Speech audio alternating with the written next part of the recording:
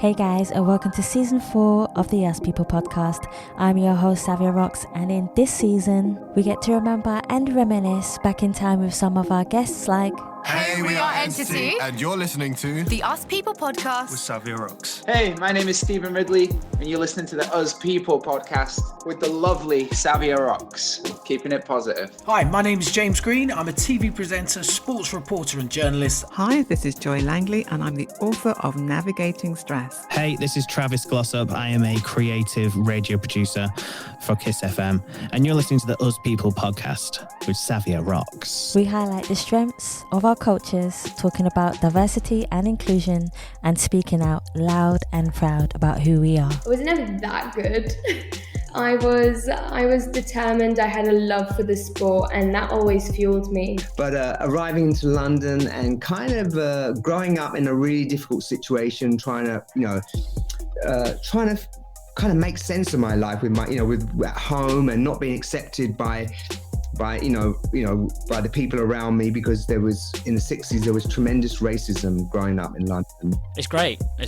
I'm glad, because I'll be honest, I didn't really work that hard at uni, so it was good to leave uni and really get on it, really because I also, as a person, I think I value productivity. A lot of people live to work. I think I am one of the work to live guys, but because my work is amazing, that's all right with me. So as a person, I go to bed happy when I've had a productive day. We've also saved the best till last by honouring another artist and showcasing their talent as our new theme song, with none other than your host, Savia Rocks, featuring in their song. So guys, enjoy, stay creative, and as always, please continue to be kind to one another. Let's go.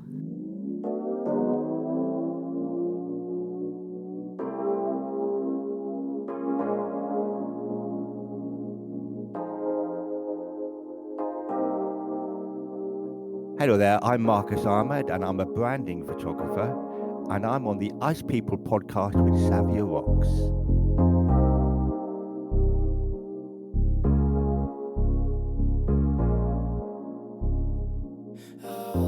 Peace of mind, gotta keep my energy and peace of mind. I protect my energy and peace of mind, gotta keep my energy and peace of mind. Hey guys, and welcome to another episode of the Us People podcast. I'm your host, Savia Rocks, and today I'm humbled to have the lovely Marcus here with me. Marcus this is a special one for me because I don't get many photographers on the show, so I was so happy when Marcus said yes to coming on the show. Marcus is a branding photographer. Marcus, thank you so much for taking your time to come on the Us People podcast. How are you? I'm fantastic, thank you. Yeah, and I really appreciate being on the show. I've listened to a few of your episodes and I'm a big fan, so it's great to be on here. Oh, that's perfect. So Marcus, I really want to get into my first question to ask you. And that is, Marcus, tell me a little bit about yourself, first of all, just so the listeners can know a bit more about you, but also where you were brought up and how that influenced you to be the person who you are today. Oh, that's a good one. Okay. I mean, I'm old for a start, so it's a long story. Oh, stop it. Yeah. I'm from a mixed race background myself. My father was Pakistani and my mum's English. Wow. Brought up down in Devon originally, which is a lovely place to grow up. And moved up to London in my early 20s, sorry, to go and play music in a band, because that was my thing at the time. Yeah. So London became my home. I was in London for about 25 years. Initially, as I said, playing music, and then later on, of course, as we know, photography. I got into photography. Yeah, and now I'm living in Bristol, down in the southwest. So sort of gravitating back down to my original roots. And I've been down here for about 8 years. I came down here originally to lecture at university. I lectured in fashion photography. Yeah. Wow, what a transition to be able to So I want to break this down. So you have an amazing background, by the way. Half and half. How does that work culturally for you? Yeah, do you know what? I mean, I'll be very honest. I was brought up I've got 3 sisters, and we're all brought up very English Christian. Can you believe it? Yeah, which would obviously not go down very well. So my father brought us up very English. Very English. So I'd be, it's there, my roots are there, and I've been back to Pakistan, but, we had a very English upbringing.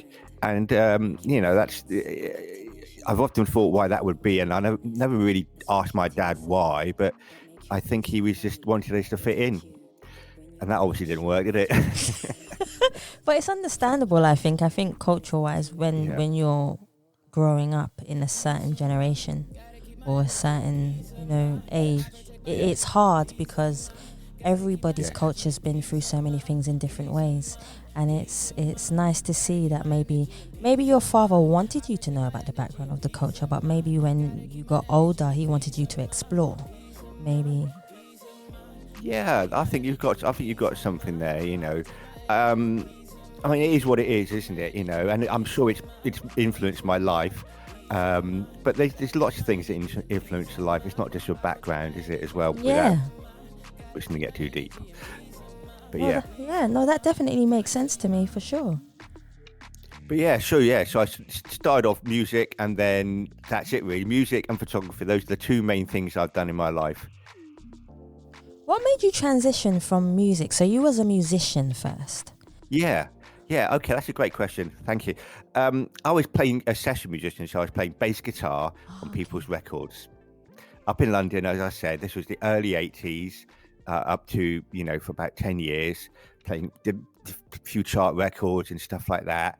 And it was great fun, really good time. You can imagine playing in a band, all the partying and everything that goes on with it. I had my own band. We were signed to Acid Jazz Records, and we had a couple of albums out with them. Acid Jazz, they're a great label. And then I was doing all right, but I was always, as I said, I was a session player, so I played for other people and other people's records mainly. That was how I made my income. And so one day I got this. I bought myself a fairly decent camera, and I remember. At that time, I was looking to try and be a bit more creative myself. I always thought, well, I'm not writing the songs, I'm not singing the songs. What can I do to push myself into a bit more creativity? And so I got this camera, and I just remember picking it up and looking through the viewfinder, and just being completely falling in love with it almost instantly. And I didn't know why. But I've looked back on it and I remember the feeling. I can still remember the feeling. And it was this way of containing the world, and the way you could control it and contain things in a space. I didn't think at the time, honestly, I had no way of even. But now looking back, I think, okay, yeah, that's what I liked about it. This control of a certain space in front of me.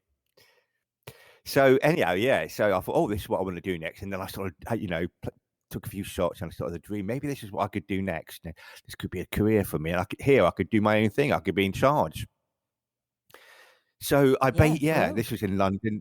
I was living in North London at the time, in Liverpool Road down in Islington, and I went to a college down there, evening college, Sitting Guilds. Did that for about a year. All their courses they offered on photography.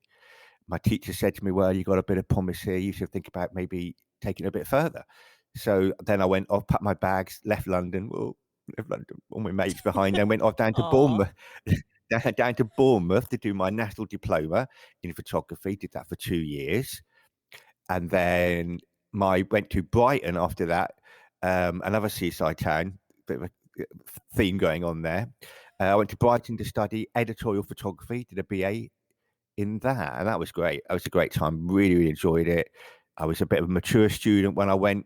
And so that means, I got on well with the teachers, but also I enjoyed hanging out with the students and really enjoyed that. Aww. Yeah. So in 5 years studying, really, when I look back on it, I know people don't really. Did you study photography, Savia? To be honest with you, no. I think photography for me when I was younger was just a way for me to stay out of trouble. My father gave me a camera when I was like maybe 8 or 9 or something like that, and he said, "Here you go." It was a camera and a viewfinder. To open a view, you had to lift. Oh. Yeah, it was tight. It was about that big. And no, guys, I know you can't see this, but it was about maybe 12 centimeters long Yeah, or something right. like that. 12, A 13 film centimeters. camera? Was it a film Yeah, camera? it was a film camera, yeah. Yeah. And it had those thin, long films inside. Yeah. It wasn't the roll ones. It wasn't those ones. It was Not the roll one. Okay. no, it Oh, wasn't. like, was that 2.25, like a medium format camera? That's they would it. call Yeah. It was one of those. I've never been able to find it since. I've been on the lookout for it, and I've never been able to find it. And I can't remember for the life of me what the camera was called. But I used it so much, Marcus, it blew up. And my father then bought me another one, and then I think my love for photography kind of transitioned from there. I never went to college or school or anything. I just kind of done research as and when, and I just kept on going, I think, with it. And anything new I saw, I just kind of picked it up as I went along. I think, this. Back in the day, I think a lot of people went to study it. People of my generation, and then became a photographer's assistant. Nowadays, even though there's still a lot of people who go and study photography, and I was part of that, being a lecturer, I don't think that people who are working commercially these days don't necessarily have background in education. So, which I'm not sure it's not a bad thing or not a good thing, really. It's just the way it is. I think, and of course, these days it's an expensive business. To go to university courses, you're weighing up the costs as well, because it can't. It's an expensive business. When I went, it was state sponsored, so it's a different feel. And what it basically did, it gave you 3 years, on a BA level, just to really think and try things out and experiment, and it also, I think it brought out your individuality. Yes. And that gave you time to do that. Yeah, university level. I definitely think you're right there, because and it also, the good thing about there are good and bad things in everything. I think when you go to university to study photography, for instance, you get to use equipment that you could possibly not afford yourself to use. So therefore, you're using the lights, you're using, or you're learning about composition, you're experimenting with yourself, and light is 80% of what photography is anyway. Light is your main source. Yeah. Definitely. If I was to ask anybody to learn about photography, the main thing that I would always say to them is research what light is and research what light does and the times of the light and when you're going out in the day, so you can take pictures depending on what type of pictures obviously you want to take, because if you're editorial, you'll be more possibly more in a studio. But whereas if you're a street photographer, light is still important to you. It's the same. It's you've hit the nail on the head. It's all about light. Yeah, even most conceptual photography, there's still light involved in it. It is about light. It's not about technique. It's it's not about what f-stop you use or what camera you've got. Really, it's not. That's all very. I mean, I teach, as I say, I still teach privately, and I got complete beginners come to me, and I can teach them all they need to know about the technique of a camera in 4 easy 1 hour lessons, and that's it. And I said, look, it, that's it. But now you've got years and years of learning about light, like you said, and composition, and researching and looking at photographs and thinking about ideas. Yeah, for sure. That's what takes the time. The technique is, especially these days with digital, is quite straightforward, to be honest. Yeah, I think. Yeah. So there I was a very happy student. Of course, it all comes to an end, and you've got to go out into the big wide world, which I did. And I went back up to London, and I started assisting. Classical, nothing unusual about that. Yeah, I assisted for 4 years, assisting a photographer who was an advertising photographer, very, very successful advertising photographer, doing very quirky advertising campaigns. And we worked 4 years, solid. Some shoots we'd be on for like weeks, literally. It was really good fun and a great learning experience. I started off, he had 2 assistants. I started off just doing the light, the camera, and then I did the lighting as well. And then became his main assistant. So yeah, and I learned. And now with the photography that I do now, I would say which is branding photography, that advertising aspect, commercial, making businesses look good, getting the narrative across, has become really, really useful. And I often find myself replaying in my head the experiences that I had doing those on those advertising shoots and recreating that ethos in my branding photography, if that sort of makes sense.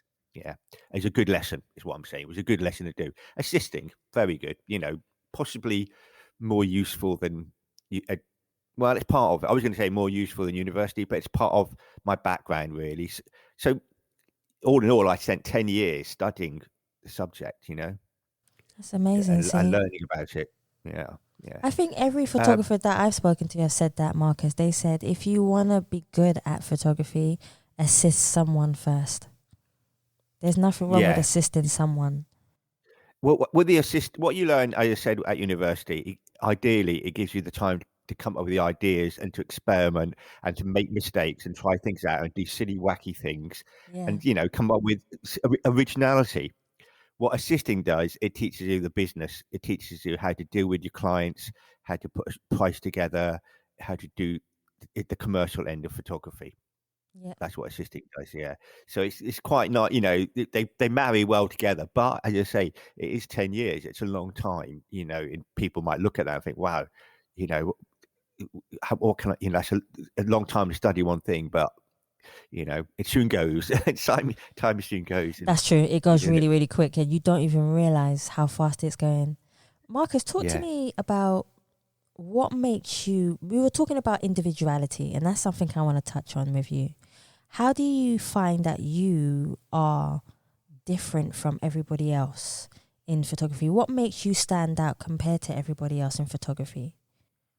Yeah, that's a good question. Now, that's what it's your voice, isn't it? It's that's what you're looking for, and sometimes you don't even know it when you got it. You think, oh God, I remember asking myself this question a lot when I was at university, and reading about it. Oh, what's your style? What's your style? And I think, well, I've got a style, and it's only now, when I look back at it, that I realised I did have a style, and I didn't really realise it.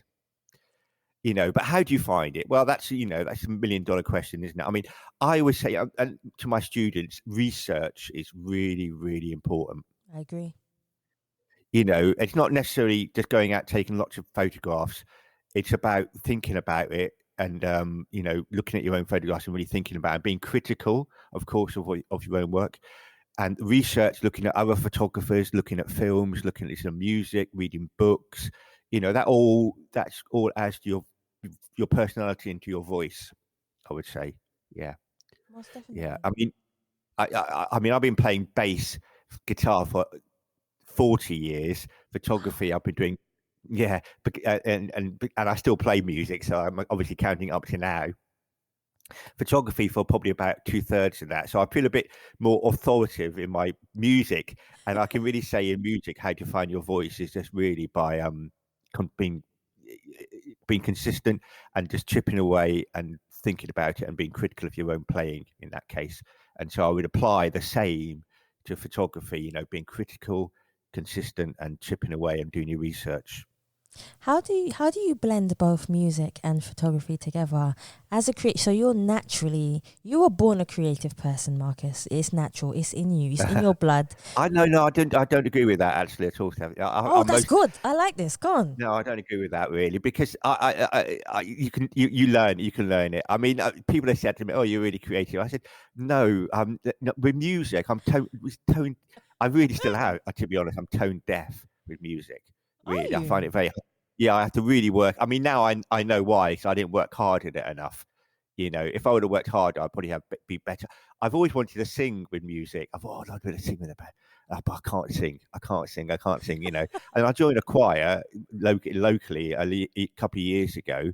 Oh, I can sing. It's just I didn't realise my range was really low. I thought I'd been a little guy and I thought I'd have a high voice. But no, I've got a low voice. You do have a low voice. So it's just finding your range, isn't it? Is what I'm saying there. That's not. Yeah, creativity, I think, is something you can learn. I would like to say that really, just by putting a lot of time into something. What about music? Yeah. Do you think music is a gift, or do you think it's something that is given to you as given to you as a talent, or you can learn it? See the difference. See the difference. You're saying you can learn photography, but you also do have to have some form of talent in it to be special and to be different. Also, okay. Oh. Yeah, okay. I There's got a slight you now. difference, isn't it? Because all of a sudden, when you say music, I think about people like like Stevie Wonder. You're thinking of the greats. The list is That's who you're incredibly long, isn't it? It's incredibly long, but the people who are naturally gifted, like he was naturally gifted, wasn't he? Those stories about Stevie, playing with the Motown Orchestra band when he was 8, 9, 10 years old, and just being really right on the pocket and playing drums and playing guitar, everything. Now that's a gift, isn't it? He was naturally gifted. He was a genius. But that's very rare, isn't it? I'm not comparing. I'm certainly not comparing myself to somebody who's got a gift. No, I worked at it. Yeah. I mean, maybe some things come easier to me. Maybe in photography, for example, I think I'm good at composing things. I'm good at details, and I'm good at putting shapes together. As opposed to probably my weak bit might be. I don't know, the technical side possibly, or something really. Like I said, that is quite straightforward. So I do have strengths in photography, but I wouldn't say it's just I don't have to work at them so hard. The other things I've had to work harder at. Oh, wow. Yeah. There you go. So where was I? It. Oh yeah, assisting. Yeah. See, we drift off. Fun. We drift off. That was fun. I like that. So and then I started getting my own stuff together, showing my portfolio around, doing fashion photography and working with agencies and doing some magazines and stuff, and was going, quite well. But I thought to myself, I just need to step it up one more level. What can I do? And I went over to go and stay with my sister over in America, and she's a hairdresser, and she put me in contact with some friends of hers who were hairdressers, and I'd always been photographing for her because doing her hair, stuff like that. And so I had a portfolio of hair and beauty photography. So I showed that to some of the people in America, and lo and behold, the fact that I was English had come over there and had a bit of a story. They loved it, and my career completely took off. See, yeah. So. Yeah, they loved it, and that's the fact of going to America, maybe challenging myself as well, going there, something a bit different. I didn't really think that at the time. But yeah, so I basically forged a career shooting in LA, New York and Paris for hair campaigns and beauty, like for Weller and Colliston and Elizabeth Arden and people like that. Yeah. And did that for about 10 years. See, that's another 10 years. So you done 10 years of studying, then you done 10 years of... Yeah. See what I mean? So it's a really good thing that you did this. To me, it's a really good thing because you're showing people that go out and study, go out and assist, then you can go out and be creative and go and do your dream and work for the people who inspire you as well. Yes. Just because they are there, somebody inspired them for them to be where they are and work hard. And you done exactly the same thing, Marcus, I feel. Yeah, thank you. Yeah, I think so. I mean, I think what made it a little bit, dare I say, easier, it's in very different times, those times, to these days, and we'll come on to that. But I think what made it easier for me was that I'd sort of done music and I was used to promoting myself. And so when I did photography, the idea of promoting myself in the same way, it didn't seem such a big step. I thought, well, I've done that. I'm going to promote myself being a photographer. Yeah. And then I went and worked, and then I assisted a photographer and saw how he did it and how he was in front of other people as a very successful advertising photographer. And I thought, well, okay, I know how you do that. So when I went over to America, I became that person in some ways. So it was, it's all in gradual steps. And yeah, when I look back on it, it all seemed quite seamless, really. In a lot of ways. Yeah. Is there anybody who you think, are there people who have inspired you on your journey? I know we meet different people in different parts of our life, but has there been different people who have helped you, support you, and inspire you to continue to do what you do every day? Yeah, for sure. I'm not going to, it won't be people so there's no point in naming names, but yeah, definitely. definitely lots of people, and people you wouldn't normally think, really, not not people who are financially successful. I didn't really know people who are financially successful, but I just knew people who are maybe creatively successful, who are interesting, and certainly musicians as well. People I really looked at who, might have hardly done any gigs, but were like really proficient at what they were doing. Yeah. No, that definitely makes sense to me. What are the positive and negative aspects of being a photographer? Because that's something I wanted to get into. Obviously, different generations have different opinions. So what would your opinion be about the positive side of being a photographer and also the negative side of being a photographer? Yeah, that's a very good question, Xavier. I would say the positives, I think are fairly obvious, isn't it? You're in a job where you can be creative, you can be your own boss, a freelancer. Certainly the side of the photographer that I know was quite glamorous, I guess, looking on it from the outside in. The negatives maybe, there's always, we don't want to dwell on the negatives too much, because it would make me seem like I was being a bit, not grateful for what I had. But you are quite a lot on the shoots I was doing. There's quite a lot of pressure, with fashion, and there's a lot of people involved, clients, makeup, hair, models, and you sort of got to manage all those people, and that's quite. I did find that quite difficult. I'm not a particularly dominant person, so I found that quite difficult. Also, the fact, obviously, the financial side to it. Even though I was successful, you're not shooting every day, not on the level that I was at anyhow. So sometimes, it's it's a bit of feast or famine. Yeah, it can be for sure, and I have sort of dedicated. The bit I sort of missed off here is, but maybe I am a little bit different, is that I haven't.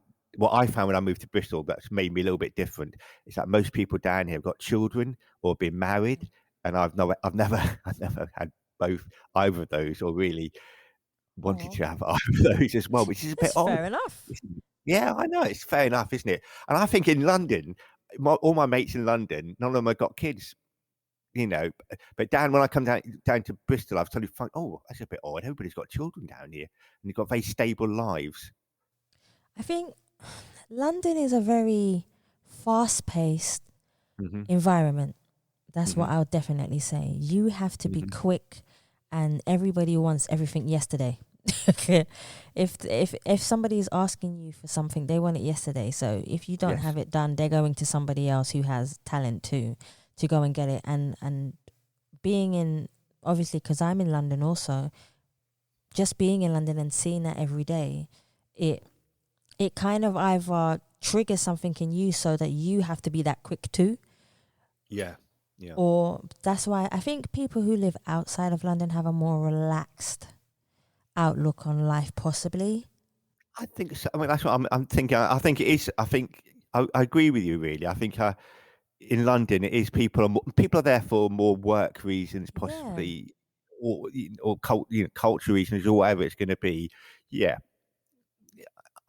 If you want to say London's a very special place and people there are unique, I'm not trying to say that, but I think you just get wrapped up in it all, don't you, in some ways in London. And it goes so quick. Every minute, every second counts. Okay, let's move on to equipment, because this is something that I want to talk to you about also.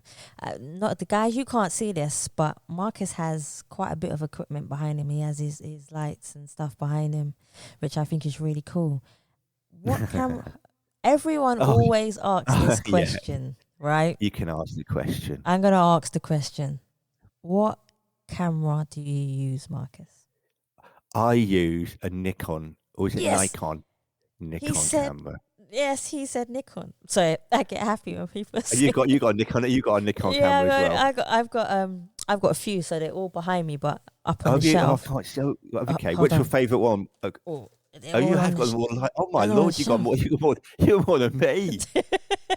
You're more than me. They're all on the shelf. So I use a Nikon D810 as my main 810. camera. I've got the 810. Yeah. And the 850. There you got the 850 as well. I was gonna buy the 850, but I wanted to try it first. Is it good?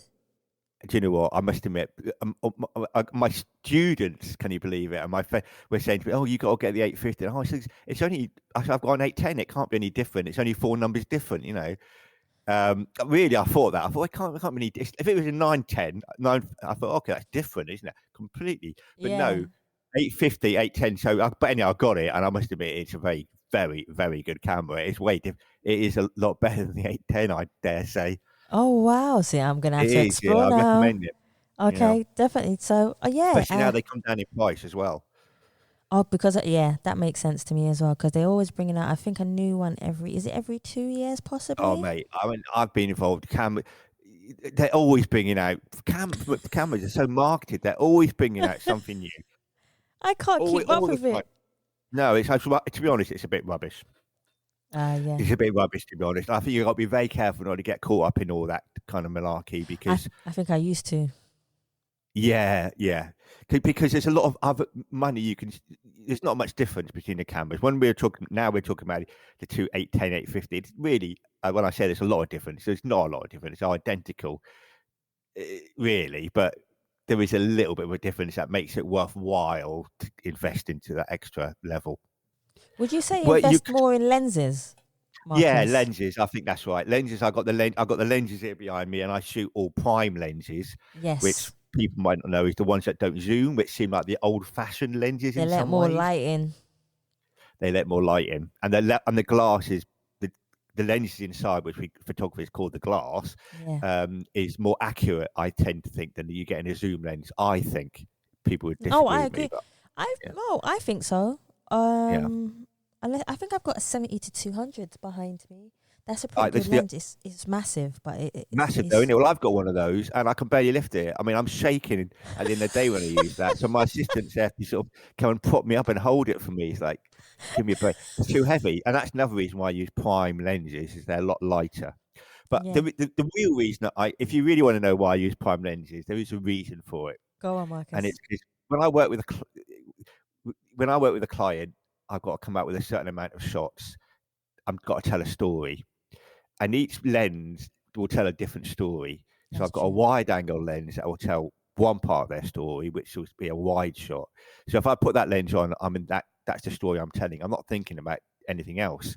I put that lens on, I'm wide angle, I'm looking for those type of work. And I think, okay, I'm done with that. I'm happy with that. And then I get my medium and I'm thinking something different. And then I put my long lens on and I'm thinking close-ups, details, or out of focus. So each lens gives me a different flavor. It's like adding a different spice, isn't it, to the curry. That's true. I like the way you flung that in. Yeah. I like the way you threw that in. So what's your favorite lens to use? Yeah, I've always been the same, and now everybody's bloody doing it as well. It's got 35 mil. So do you Xavier, I bet everybody uses 35 mil now. Do you know what? Mine is actually an 85mm lens. Oh, I got the 85. I find it too it's good for women, but it's not good for men. It's too flattering for men. Women, it looks good on.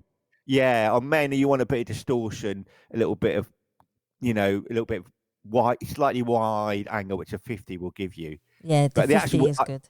So it's very subtly different, but and also with the 50, I like to be really close to my subject, like really, so I can really talk to them, like with, and with the 85, I'm too far. I am a little bit too far away, but I do use it. It's COVID. Ah, see. Yeah. How has it been with? My favourite one, the 35. Sorry, the 35 is the one, and the 35mm is my lens. I've used probably 90% of all my photography that I've ever done, which is probably getting on for 1 million photographs. Is with a 35mm. Yeah. How many photographs do you think? How many photographs do you think you've taken, Marcus, in your whole lifespan? It's probably serious. I did try to think about it. I was trying to think of some kind of 10,000, that 10,000 hour idea. I was trying to think of how many shots you need to take before you can, and I sort of came up with 1 million. And that's before digital. That's not digital is easy, isn't it? You can shoot loads, can't you? Loads. You can just go. Yeah, on film. Yeah. Man, I've been doing it a long time, 20 years, isn't it? I'm shooting people, then 10 years, and studying. I've done it a long time. Oh But wow. 35 mil, and to answer your question, is my favourite lens. But yeah, so lens is what you would invest your money in. And of course, for me, as you can see behind me, it's the lighting. That's my style. I use lighting because when I go and work with a client as a commercial photographer, it was great when I was in LA. You get up at 6 a.m, go down the beach, and the light would be perfect. And it would be like that every day. It's like, yeah, okay, I'll see you here tomorrow. We're going to do the shoot with natural light. Lovely. But you get to UK, and unfortunately, that goes out the window. I like the way you said that. I like that you said that so smooth. But guys, it is the truth. Like it is the truth. Like today was raining, like really dismal. But that's only for commercial photography. Bad weather makes good photos. That. Let me just say that. Good. Street photography is really good. Exactly. Just down the road from me, here in Bristol, we've got a very famous photographer called Martin Parr, and he's got a foundation. I don't even know Martin Parr. He's a street documentary photographer, well renowned. And he did a book called, I think it was called Filthy or Dirty Weather. I can't quite remember. And it was all shot in the rain. There's like lots of lens on the rain, rain on the lens, and it was brilliant, really, really clever. Because most people, of course, when do they take their photographs? Oh yeah, that's true. Here we go. When it's sunny, isn't it, on the beach? On holiday. That's the worst time. And people always people always hide their camera from the rain. I find most people they hide their camera from the rain. That's right, exactly. Yeah. But for me, doing and branding photography now, which is commercial lifestyle, it's got to look nice and light and bright, and so flash is the way to go. Yeah. So how is it with flash? Pardon, say again, darling. Sorry. How is it with flash for you? How do you use your flashes? Because everyone has a different way of using flashes. So how do you use flash when it comes to photography? Okay. Yeah, in the simplest way as possible. Really, and I mean, I'm not. I only, I've got lots of lights and lots of different types of light, but I always try and just use one light. One light is enough, in a lot of the cases. I think people overcomplicate it, and I don't like it when it looks too overlit. I like it to look almost subtle lighting. As I've grown older, my lighting has become more subtle. When I was doing the hair stuff, it was very overlit. I look back and I think, oh God, that was just really too many lights and too fancy. Now I just use one light, big softbox in close or whatever, and a nice more natural looking light. More real. Yeah. I mean, after I did when I came back from America, I did come back to London, and then I got headhunted to go and teach at university. So I was lecturing in fashion and advertising photography down in Cardiff, and that's what made me move down to Bristol. So yeah, and so all my knowledge of lighting was very useful there, because obviously that's what I do, is use one light. But my students, they want to learn how to use lots of lights, so it was I can do it if I need to. I can make it overcomplicated, but I try and keep the lighting simple and just really focus on the subject, of course. No, that definitely sounds good to me. What kind of photographers do you like looking at? What kind of, do you read? But do you look at the Instagram, or do you go to the books and look at the books? I prefer. I'm old school. I go to books. So nice. I don't know what generation to put me in. I was born in the 80s, so for me, I have more books than going on Instagram and scrolling, because I've noticed that it's changed. The industry has changed so much. Companies, not naming any, but companies would rather go on Instagram and look at people's pictures on Instagram and then hire them, rather than going out and finding a photographer who has a niche set and is very good at their craft and has been doing it for years and has the experience. It's all of it, and they look at how many followers you have as well. That's another thing as well, and it's a bit disappointing. I hear you. Yeah. They do. I mean, in the olden days, they used to look at you in magazines. You'd go and do a shoot for a magazine, and if it was interesting. So in some ways, it's not changed. Instagram is like that. But I'm not. Funny enough, I don't use Instagram very much. Funny enough, and I'm not. I do wonder if that's maybe. I focus because my work is branding or personal branding photography. So I work with businesses, so I LinkedIn is what I use because it's B2B, which is business to Yeah. business. And I think isn't that how we connected? Yeah, Was that's that how we connected. Yeah. So, and I like LinkedIn because obviously that's where my market is, and in some ways the photographs look better on LinkedIn than they do on Instagram because on Instagram you can't really. I've never understood it for photography because you can't really zoom in or look. I zoom in on Instagram. I get a thumbs up or something. It goes, oh, I didn't mean that. No. But on LinkedIn, the photos look better. The photos look better. So I like it for that. Really, I'm obviously doing Oh, something wrong. no, But yeah, you're not. Instagram is agencies. People tell me look at Instagram. With my work, B2B, they're not looking for photographers. I have to go and persuade them they want a photo shoot. Really, that's the difference. Yeah, no, that's true. That's definitely true. What is one of the best projects, Marcus, that you've ever worked on that's helped you change the way you are creative within your work? I've done some nice projects. I mean, I've done the beach shoot on Cancun. I've done the rooftop in Oh, New York. I've done some nice, but you know what? The ones that always mean the most to me are the ones I've just done because and that's because I'm a real commercial photographer. I'm always thinking about the next job. Really, I don't see my work being in galleries or exhibitions. There's not a great permanence to my work. I just always like doing more and more work and more shooting. Really, if that sort of makes sense. Yeah, I oh, mean, it I think that's does. it's commercial, really. I think if you're in there's different aspects of photographers who would be seen in the gallery, and they can just have their whole career can be based on one body of work, and it can Yes. just be touring on that, and and that's nothing. That's really, in some ways, I admire that more than what I do. I think what I do is very business orientated, for commercial, but yeah. But I quite like the rapid turnover of it. Well, that's kind Yeah. of cool in a way because you're always looking for the next thing that's coming in, which is kind of cool, and it shows your turnover of work must be really good in a way as well. It, yeah, it's obviously with COVID, it's been a bit of a disaster this year, and luckily I've had my teaching, which I've can go online, my private teaching, which I teach other photographers, has sustained me. And it's been peaks and troughs of, when we've allowed to, we can do some shoots when businesses are open. But it's picking up again now, and we're looking forward to that. And we're looking forward to, lots of advanced work coming in April onwards.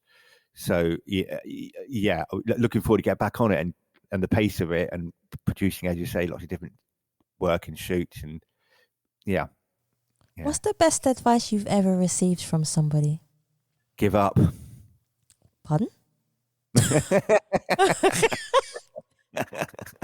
Sorry, I just walked into town. You're going to get a sensible answer out of me on that one, I'm afraid. Best advice. That was a good one, though. I was like, huh? They said that to you? I don't know. There's been so much advice people have given me. And in some ways, people don't tell me anything. And on the other way, it's like, why didn't you tell me that? Why didn't someone tell me that? Why didn't it make it so much easier if someone would have told me that? So probably, yeah, people have probably thought, now let's watch him suffer. Get his own back. That's so mean. So mean. mean. People are mean, aren't they? People are mean. So mean. Oh, man. You know us photographers can be... I can't think of anything. So I can't think of anything on the top of my No, head, it's really. fine. And that's totally fine. What are you most proud of that you stand for as an individual? Do you know what I'm proud? I'm proud of being 57 and still being really intrigued by the world and everything that goes in it, and and wanting to be part of it. That's what I think I'm proud of. And being a guy as well, I think you get a lot of some of my colleagues, not a lot, some of my colleagues of my age are getting a little bit bitter and twisted and all that, which men we can do possibly, whereas I'm quite proud of the fact that I'm still a bit too happy, probably. I know, I like you, Marcus. You are happy. I must admit that. Ever since, from when you first came on, you were just happy. And there's not a lot of people like you, believe me. Well, I have my dad. No, it's not all happy. What was the song? What was the song? Oh, I love that song. Was it? People say I'm the light of the party because Yeah. I tell a joke or two. Deep inside, I'm something not very happy and feeling blue. Who was that? Smokey Robinson, wasn't it? And the Miracles? Was that Oh, Smokey yeah, Robinson? Smokey Robinson. Yeah, that sounds right. Yeah, I went to see him actually. It was pretty cool. Oh, I was- brilliant. Mate, I Yeah. mean, Motown is my favourite. I was a mod, well, I still am, once a mod, always a mod, and that's a big part of the mod scene is Motown music. It's just incredible listening back to it. It still sounds so fresh. It still sounds so cool, the way it pops, the sound pops out of the speakers. And yeah, it was really, and it's really beautiful love songs, but also really political as well with the Temptations. That's Coming true. out with yeah, no, Yeah. Motown is still my favorite. Love all types of music, but Motown. See how I can talk about music really eloquently. Talk about photography. It's like, oh, well, I'll talk about photography. So you did as well. You talk about lenses. That's what people want to talk about when you're at a party. What are you, a photographer? Oh, I've got a camera. Oh, right, okay. That's true. That is what they say actually. Yeah, I got a camera. Yeah, but you talk about music and people immediately Motown. When I say Motown, you're there. You're there with me, aren't you? You're totally understanding what I'm talking about. Or am I talking about jazz or rock music? Like Guns N' Roses. Oh yeah. People understand about that. I think music and photography do work hand in hand. They complement each other. Yes, they do. Did you see that TV series that was on recently on Sky Arts called the Photography Icons or the Icons of Photography?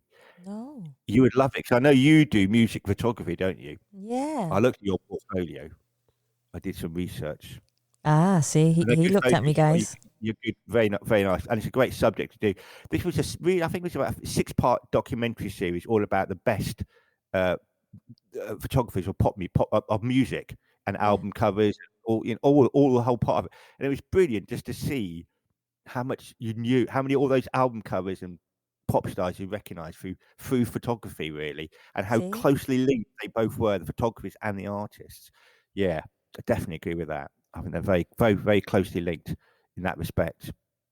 See, I think that's definitely something that I would go more into because it's just a natural thing that I love. I never asked for it. I thought maybe I might go into weddings like everyone else. Yes. But for some reason, because I was a songwriter first. Oh, mate, we got. There you go. No, I did not know that. So we have a similar story. Yeah, so I was a songwriter first before I went into photography. Photography, I'm not going to deny, it just happened. I know I did it as a child, but it wasn't something that I resonated to. It just, I think, came with me being a songwriter and always writing with so many different artists and being a ghostwriter. It was a lot different. I never wanted ever to be in the forefront of being an artist. No, never. Yeah. I never ever. I always loved being a ghostwriter. I always loved just being able to write the words and the music for somebody else to sing, and then they sing it. That was enough for me, and that just resonated with me more. But then photography came into it when I wanted to document what I was doing, but it was more documenting it for me because I'm not necessarily a social media person. I just wanted to document what I was doing, and that's how photography came, really. Well, look, that's really beautiful you just said there, actually, about the fact that a photograph is a document, isn't it? And I think we can all get carried away with the glam side of it or whatever, and the deep meaning behind photography. But at the end of the day, it's a great document, isn't it? People always used to say, oh, if a house was burning, the photograph album would be the thing they'd grab. See? That obviously not so much these days because it's all on the bloody cloud, isn't it? But whatever, the sentiment is still there. The sentiment is still that bloody cloud. But yeah, the photograph as a document of your life is the most important thing. It is the most important thing, and that it doesn't need to be images that have got amazing light. It doesn't need to be even images that are in focus. It's images that just remind you of the moment and resonate that moment for you. Yeah. But that's Let's not forget exactly that. That's really important, actually. Yeah. that's exactly why I said what I was saying to you, Marcus. You can bring out an album and it would bring back so much memories for you.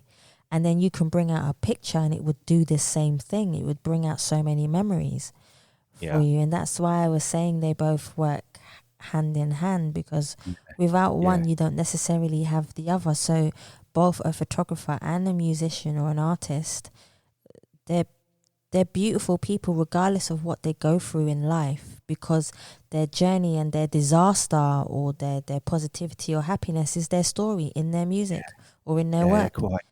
Exactly. I mean, people go on about the the cave paintings, but I think at the same time they discovered these cave paintings, they were discovering instruments that were being made from bones, weren't they? Whistles. So the whole, at the same time, not at the same time. So the idea of music and image, grew up together. Started and grew up together, didn't they? Really, it's an expression. Mate, we are getting deep, aren't we? I like it. It's cool. It's just cool. I like this thought. Okay, right. I've got two more for you, Marcus. Oh, go on then. Yeah. I've got two more. So, my second to last question for you is: what would you like your legacy to be when you feel like you've done everything you can in the world? How would you like people to remember your presence or your being? Yeah. If people do remember me, if people are gracious enough to do that, Marcus. it would be fun. It would probably be the photography, wouldn't it? Because as you say, it's pretty much a tangible document. The music, people is not quite so. You have to go to a recording studio, and there's not so much recording out there. But probably some of my best musical moments have been when I've been playing live in jazz bands, whatever, and it's been of the moment. It's happened and it's gone. So those people won't remember that. But what they will look at, they look at the photographs, the stuff that's online maybe, and they say, oh, look, there's Marcus. He was a photographer, and he had to handle the light. He knew how to handle the light. I like the way you said that. Oh, man. Marcus, I think people won't remember me at all. Thank God he's gone. He was a right pain in the arse. No, he wasn't. No, he wasn't at all. I loved every second of it. No, what's the last question? I'll have you on again. The last one for you is, okay, the last one for you is, finally, where can we find you in all your social medias? And if anybody else would like to contact you the way I have been gracious enough to be in your presence today, how can they get in contact with you, Marcus? Yes, my website is www.marcusahmad, that's MarcusAhmad.com. Yeah, you can find me on there, or on LinkedIn. Yeah, the same words. I mean, I've got quite an unusual name. Mind you, so have you. There can't be many people with your name, can there? I knew you was going to say that. That's a lovely name, mate. I'm so jealous of your name. I tell you that. Can we swap? Marcus Rocks. Oh, wow. I can hear it now. I'm going to change it. Forget that website address. It's www.marcusrocks. Where did you get that name? Oh, well, it's a long story. It's a long story, but yeah, I'll go through with it. Maybe offline, but I'll go through with you. Yeah, Marcus Ahmad is you can find me there. LinkedIn, you can find me knocking all over the place. Even a little bit on Instagram, and of course, never on Facebook. Yeah, I don't really, same kind of. I agree with you. Marcus, this is where I say thank you so much for coming on the Yes People podcast. I have really and honestly loved every single second of me interviewing with you today. Thank you so much. Thank you. Thank you, Julie. Thank you for managed to get to the end of my 1 hour rant. No, it's perfect, guys. Thank you so much for listening to the Yes People podcast. And please remember, you can subscribe to Spotify, iTunes, Google Play, and any other platform that you prefer listening to. Please also follow us on Facebook, Instagram, and Twitter. And you can also donate to the Yes People podcast by simply going to the Savia Rocks website or just typing in paypal.me/uspeoplepodcast. Guys, thank you so much for listening. Stay happy, stay positive, and as always, please continue to be kind to one another. Peace of mind, peace of mind. I need a solution. Yeah, I'm done. I'm done with her. Yeah, I'm done. I'm done with confusion. Yeah, I'm done. I need a solution. Peace of mind, peace of mind. Gotta keep my energy and peace of mind. I protect my energy and peace of mind. Gotta keep my energy and peace of mind. Peace of mind, peace of mind. Gotta keep my energy and peace of mind. I protect my energy and peace of mind. Gotta keep my energy and peace of mind. Peace of mind, peace of mind. Gotta keep my energy and peace of mind. I protect my energy and peace of mind. Gotta keep my energy and peace of mind. Peace of mind, peace of mind. People say that having a peace of mind is trying to find a consistency of calmness within ourselves, to crave for a clarity that drives us through our emotional journey of life, to never let a person's judgment manifest into a fear inside of us, learning to believe in our ability to shine through the darkest moments and tunnels when we cannot see the light. Patience being our light for forgiveness and strength, to believe in our destiny. If you want real peace of mind, one needs to stop fighting their inner thoughts and embrace them with love, because love is the most amazing and beautiful strength that we have to conquer our peace of mind. Make your thoughts impact a nation by keeping them true and honest, especially to yourself, but make your peace of mind protect you when you don't have strength to embrace anything else. Find your peace of mind by listening to your heart. Peace of mind, gotta keep my energy and peace of mind. I protect my Brilliant. That was really good fun. Great questions. Really enjoyed it. You're lovely. You're lovely. What a great host you are, mate. You're brilliant. And I tell you what, I'm not quite used to hearing my voice in my headphones as well. And it does. I think it's quite nice, isn't it, hearing your voice? It's gone a bit Barry White. Quite enjoy. That's why I was rabbiting on a bit. I think, oh, I'm sounding quite sexy here. God knows what it's going to sound like when I get back, listen back to it. I'm really worried now. keep my energy and peace of mind. Peace of mind, peace of mind. Gotta keep my energy and peace of mind.